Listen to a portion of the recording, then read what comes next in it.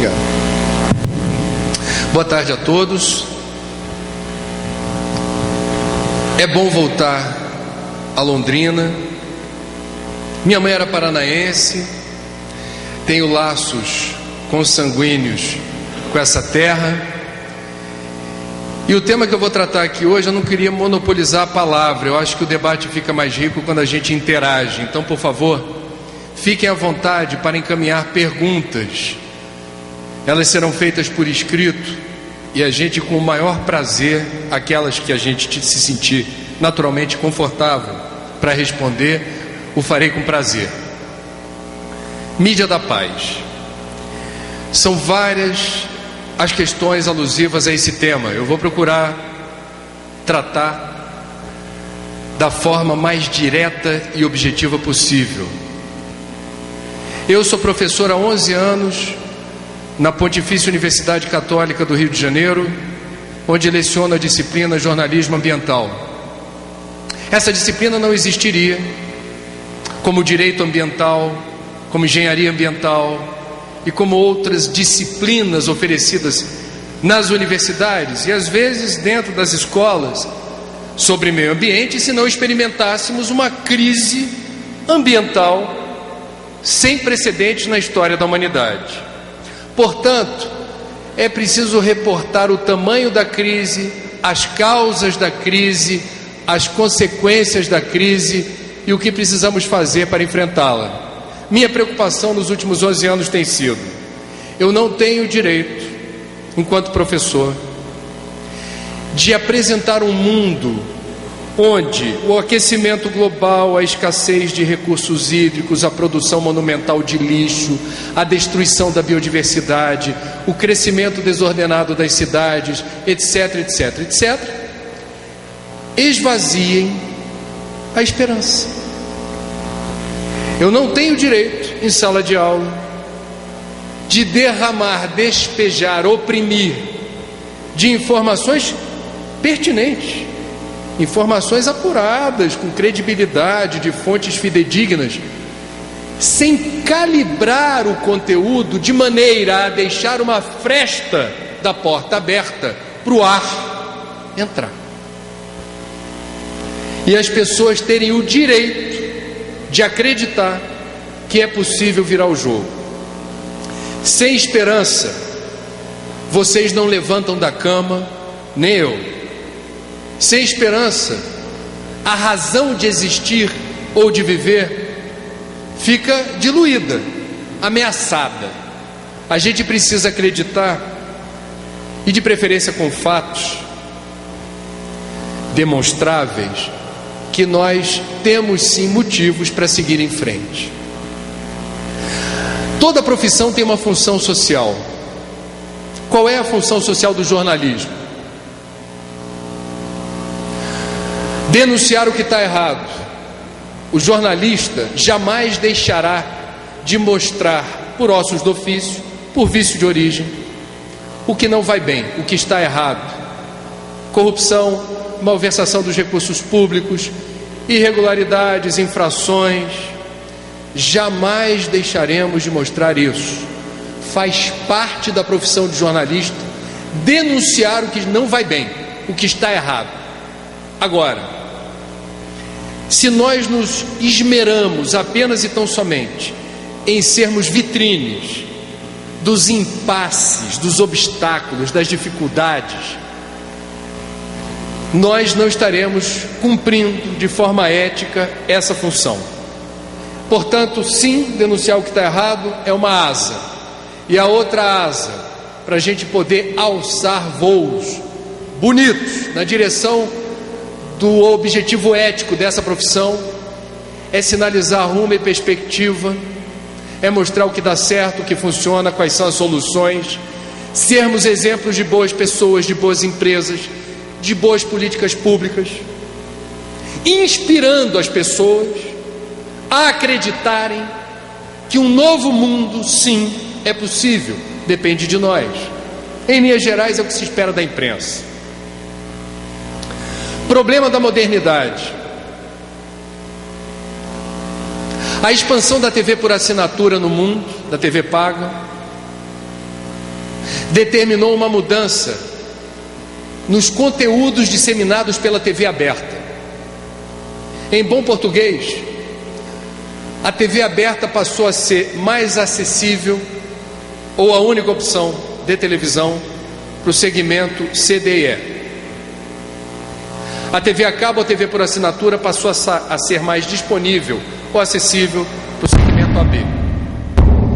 Significa que a presunção em boa parte das empresas de comunicação é que o que vai agradar o segmento CDE é programa de auditório e uma série de programas de humor ou jornalísticos com alto coeficiente apelativo ou alarmista. É a maneira que alguns entendem que seja a forma mais comercialmente inteligente ou interessante de se tornar atraente para esse extrato da população. Eu não concordo com essa tese. Há uma outra falsa premissa que diz: quanto mais sangue, melhor. Quanto mais conteúdos violentos, maior a audiência. Quanto mais eu mostrar a barbárie,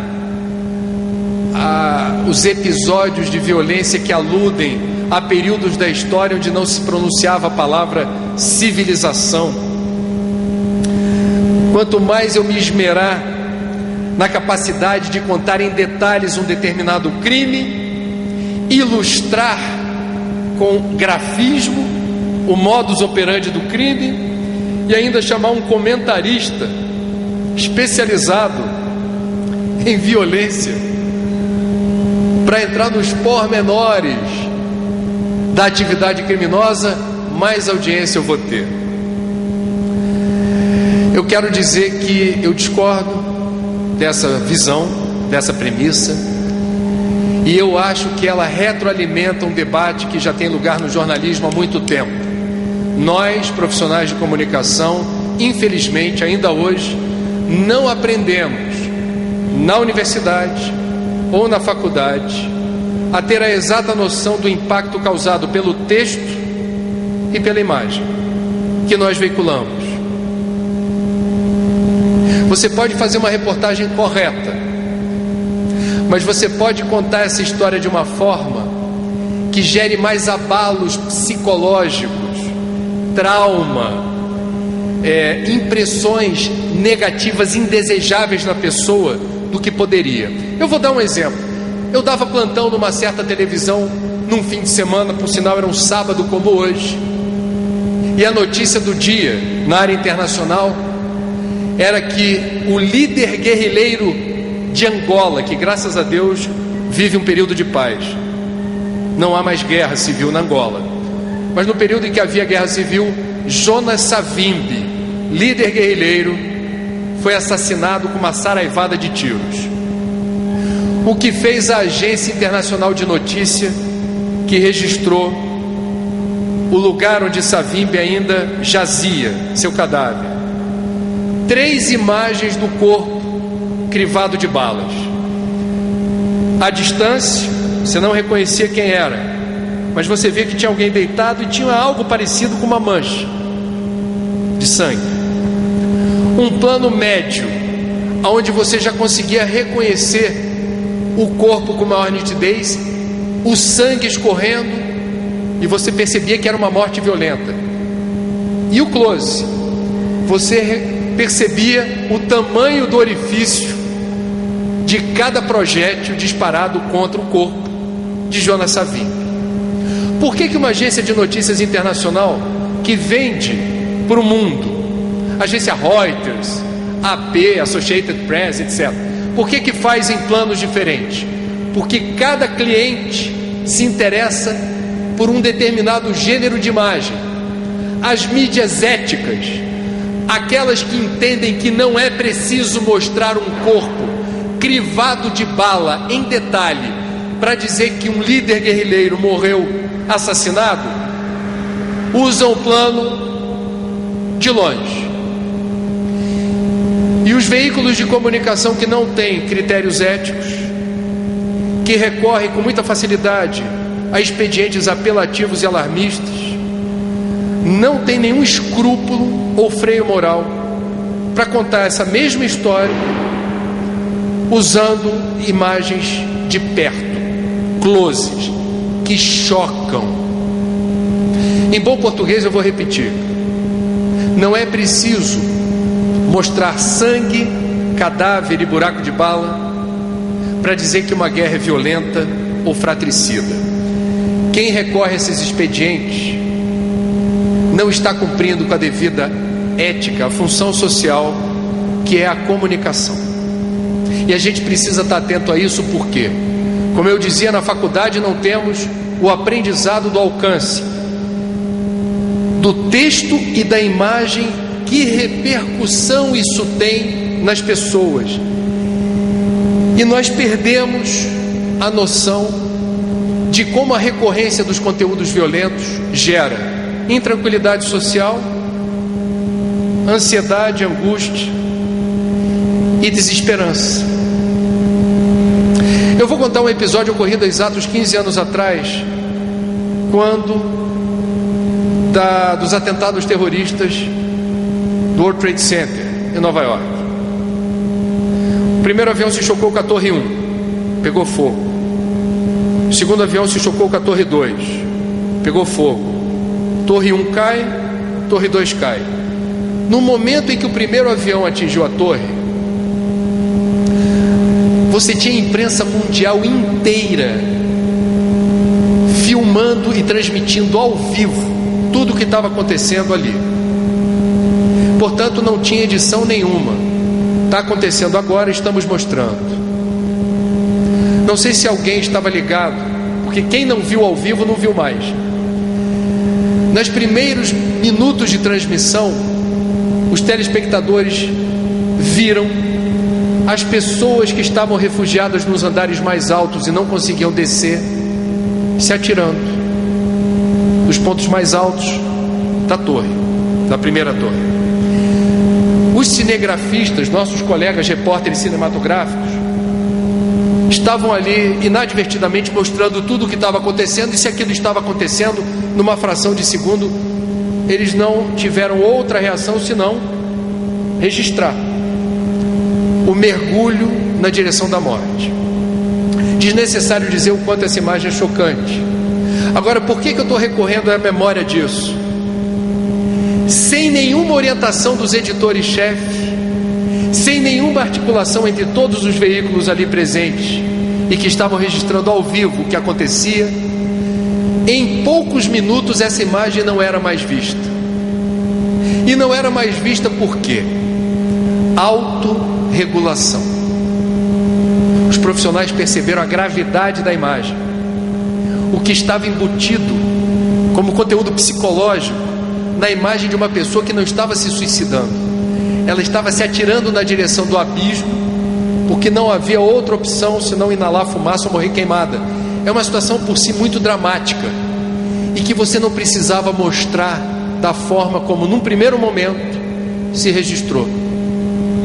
Esse episódio foi tão marcante do ponto de vista positivo de uma ética que nossos colegas tiveram ao acompanharem e serem testemunhas da história desse incidente, que surge nesse momento nos Estados Unidos um movimento chamado Imagens e Vozes da Esperança, que eu recomendo a quem não conhece que faça essa pesquisa na internet. Images and Voices of Hope. Tem aqui no Brasil a versão brasileira do Imagens e Vozes da Esperança. E o que fazem os companheiros jornalistas, comunicadores, radialistas, publicitários do Imagens e Vozes da Esperança? Todas as pessoas que trabalham com comunicação, e hoje está difícil descobrir quem não trabalha, porque todos na era das redes sociais somos provedores de conteúdo. Todos nós participando de alguma vivência ou de alguma dinâmica promovida pelo Imagens e Vozes da Esperança, somos instigados a perceber exatamente a responsabilidade que é escrever um texto jornalístico, publicar uma foto ou compartilhar imagens em qualquer mídia, em qualquer resolução. nós estamos influenciando as mentes e os corações das pessoas. Há responsabilidade nossa, enquanto provedores de conteúdo que aludem à esperança ou à desesperança, à violência ou à paz. Nós somos responsáveis pelo alcance das palavras proferidas, das palavras escritas e das imagens. Na era das redes sociais, meus amigos, permitam-me convidá-los a compartilhar essa responsabilidade. A internet é o território do raso e do rasteiro, do grosseiro. A internet é o território da intolerância absoluta. A internet e as redes sociais não permitem o acolhimento do diferente. Se você não é do meu partido político, se você não torce pelo meu time de futebol, se você não é hétero ou homossexual ou transexual como eu, você é meu inimigo. Quem está no Twitter, no Facebook, no Instagram ou em qualquer outra rede social sabe o que eu estou dizendo. Nós somos propagadores da violência e não nos damos conta disso. É uma sociedade violenta quando você vê briga entre torcedores de futebol, bullying nas escolas, trote violento, bullying virtual, homossexuais que são linchados ou estigmatizados apenas por terem uma orientação sexual diferente da sua, os apelidos inocentes que se dá ao outro desde pequenininho, porque é dentuço, porque é baixinho, porque é alto, porque é orelhudo, porque é narigudo, porque tem a perna torta, porque é pobre, porque é rico. Nós vivemos numa cultura que estigmatiza o diferente, e eu preciso assinalar a diferença como mecanismo falso de autopreservação, posto que não nos sentimos seguros no ambiente onde há diversidade. Eu vou procurar me posicionar do lado dos meus. Essa é uma dentre muitas explicações para o mundo violento em que estamos vivendo, em que qualquer fagulha, em que qualquer faísca determina um homicídio no trânsito, uma fechada, um incidente na principal avenida de Londrina, numa segunda-feira de manhã, e de repente tem alguém morto. E morreu por quê? De onde vem tanto ódio? De onde vem tanta dificuldade de lidar com o outro? Essa é uma explicação que vai alcançar diferentes áreas do saber e do conhecimento, sociologia, antropologia, e alcança a área da comunicação. Numa cultura de paz, todos nós somos semeadores de boas ou más ideias, da predisposição para convergência ou para divergência, todos nós sem exceção. No que diz respeito às mídias, se o que vocês estão vendo na televisão, seja no noticiário, seja no programa de humor, seja no filme violento, numa hora em que você não imaginava ver uma cena com tamanha atrocidade, seja no noticiário, onde for, na novela, se algo lhe desagradou, me permita dizer, você está sendo convidado a agir, a ser ativo e não passivo. A emissora onde eu trabalho, no Rio de Janeiro, criou um serviço de atendimento chamado CAT, Central de Atendimento ao Telespectador. Qualquer pessoa que ligue para lá, elogiando ou criticando qualquer programa que esteja na grade da televisão, isso engrossa uma estatística que é encaminhada diretamente para a pessoa ou para o produto que foi objeto daquela análise. Há mais ou menos 15 anos atrás, a emissora onde eu trabalho, sem nenhum problema, dava o nome de todas as facções criminosas do Rio de Janeiro. Todas.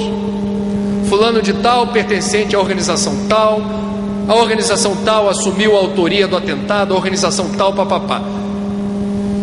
Num dado momento, chegou à redação do principal telejornal da casa uma carta encaminhada por um professor de Goiás, e ele denunciava o que lhe parecia ser um erro de grandes proporções, quando a televisão dava prestígio a essas organizações toda vez que as dominava.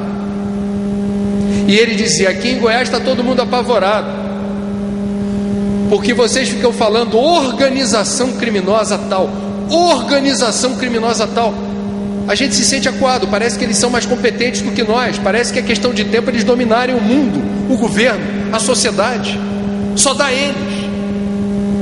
Essa carta foi lida, foi discutida e determinou uma nova resolução: não daremos mais os nomes de nenhuma organização criminosa, nenhuma.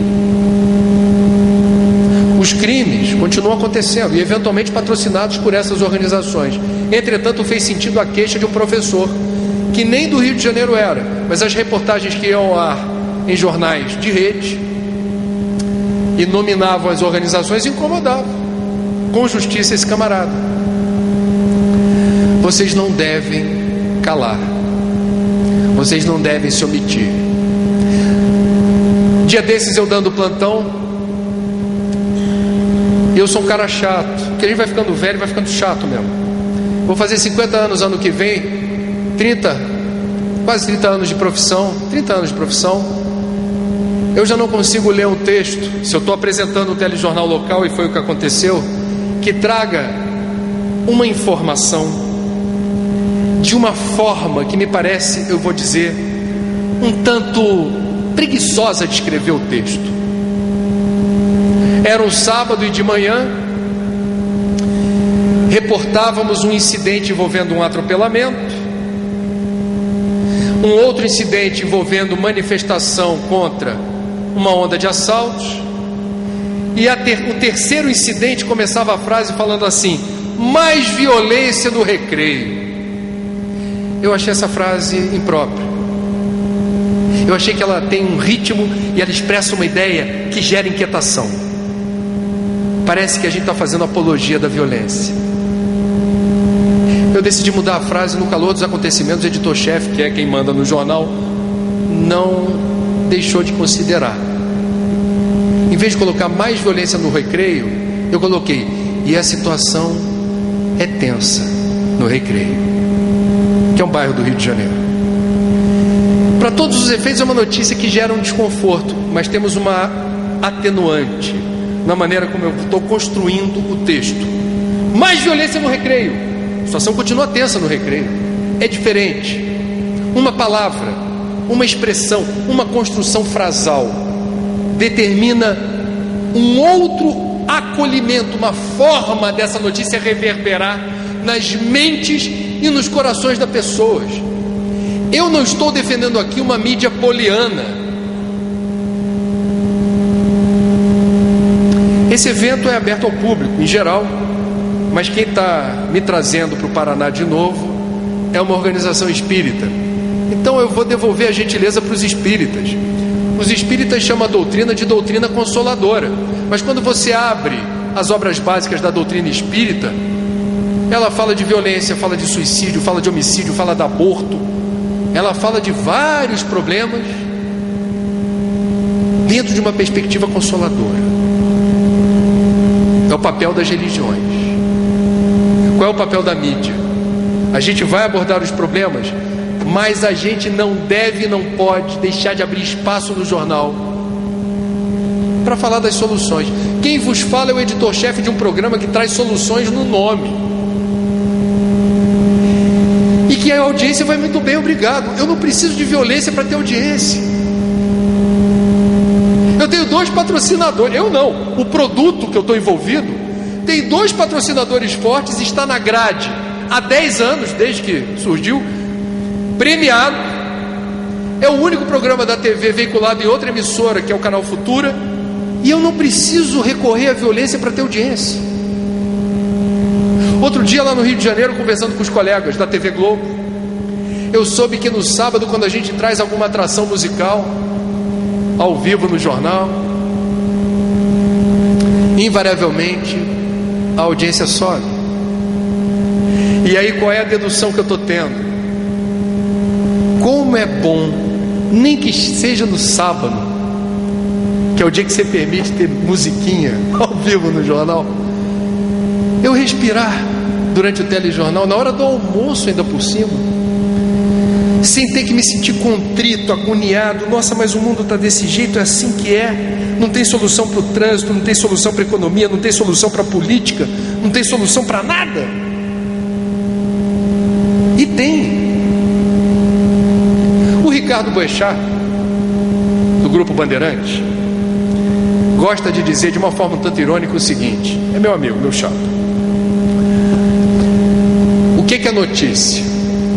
Aí ele diz: se você está na Central do Brasil, olha para cima, o relógio da Central está lá, não temos notícia. Se o relógio da Central cai, é notícia. Eu respeito, mas eu divido do meu amigo Boechat no seguinte sentido: se a gente entender que só há espaço para notícia diante de um cenário de tragédia, catástrofe, acidente ou violência, não há futuro para o jornalismo. Eu perdi a conta de quantos amigos, alguns deles inclusive jornalistas, que não têm mais estômago para ler jornal todo dia ou para assistir telejornal toda hora. Por quê? Por autopreservação, instinto de sobrevivência. Você percebe quando algo te traz agonia, quando algo te gera intranquilidade. O papel do jornalismo não é esse. Se eu tiver que falar que um determinado bairro de Londrina é muito violento e abro o telejornal da noite dizendo que mais um homicídio houve naquele bairro, o certo ou o recomendável é que eu tente mostrar aonde em Londrina as estatísticas de violência são consideradas baixas ou dentro de uma razoabilidade numérica. E por que razão isso aconteceria? Porque há de ter uma explicação. Contrabalançar, equilibrar, vou usar uma palavra da moda do pessoal do STF, a dosimetria da notícia. Se a gente perde a mão e confia em premissas falsas de que apenas e tão somente conteúdos violentos geram atratividade, não há salvação para o mundo nem para o noticiário. Não por acaso a garotada não vê mais televisão. É interessante isso, é um fenômeno da comunicação. Eles vão buscar os conteúdos que lhe interessam na internet. É verdade que alguns desses conteúdos talvez até rivalizem com o que há de pior na televisão, mas via de regra a garotada, talvez premida pelas circunstâncias, eu já vou para uma escola onde eu percebo a aventura do conhecimento como um fardo. A maior parte das escolas no Brasil não conseguem fazer com que o conhecimento seja uma aventura deliciosa, é um fardo. Boa parte dos alunos, incluindo a minha filha que está tentando medicina esse ano no Rio de Janeiro pelo Enem, são sacrificados, esses alunos, numa rotina maluca de decoreba e de acumulação de conhecimento que ele não vai usar na profissão para poder ter uma boa pontuação no Enem. Já um massacre na escola.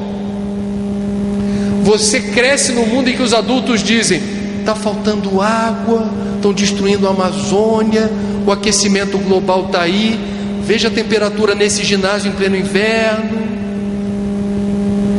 Você vai inoculando na criança a expectativa de que se hoje está difícil, te prepara que vai piorar. Vocês acham que essa garotada não vai buscar os meios dela para ter esperança? Eventualmente na internet, menos mal, tem outros que procuram droga.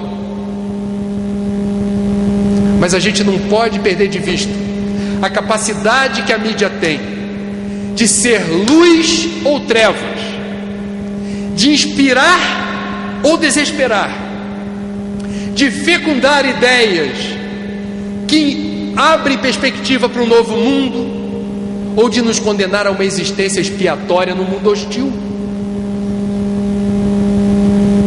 Se eu viesse falar de mídia da paz 10 anos atrás em Londrina, eu falaria apenas de veículos de comunicação. Eu estou em 2015. As televisões abertas e a cabo no mundo vem perdendo audiência, a mídia impressa vem perdendo leitores, a internet cresce. Obama, presidente dos Estados Unidos, na sua primeira coletiva à imprensa na Casa Branca, quebrando o protocolo, em vez de abrir pergunta apenas para jornalistas presentes que cobrem o dia a dia de Washington, botou um telão igual a esse no salão de imprensa e permitiu pela primeira vez que um blogueiro fizesse pergunta. Esse é o mundo que a gente está vivendo. O blogueiro em questão não era qualquer um. 1 milhão de acessos por dia. Uma autoridade quando o assunto é mídia. Eu estou vindo da Bienal do Livro, a gente lançou esse livro lá. Alguns dos autores mais vendidos da Bienal vieram das redes sociais. Mídia da Paz, hoje, alcança com muita propriedade o território livre da internet, onde todos nós estamos inseridos. Todo dia no Twitter, porque eu sou twitteiro também, e procuro fazer uso ético das redes sociais, eu abro os trabalhos com uma frase inspiradora, citando a fonte, obviamente. É a minha forma de praticar aquilo que Paulo, o timorato apóstolo, certa vez disse: um pouquinho de fermento leveda a massa toda. Vejam como essa questão vai além apenas do que está escrito num teleprompter. Um apresentador de televisão que eventualmente tenha que ler um texto, ele pode fazê-lo de diferentes maneiras, o texto é o mesmo. A pontuação, a ênfase, o ritmo, a forma como ele vai proferir as palavras pode determinar mais alegria ou tristeza, mais tensão ou mais relaxamento. Isso é muito sutil. Quem é profissional da área, deixa eu fazer uma pergunta rápida aqui. Há alguém nesse auditório que trabalha no dia a dia na área da comunicação? Levanta o braço ou estuda o assunto. Temos um aqui, mais ninguém? 2, 3. Ok.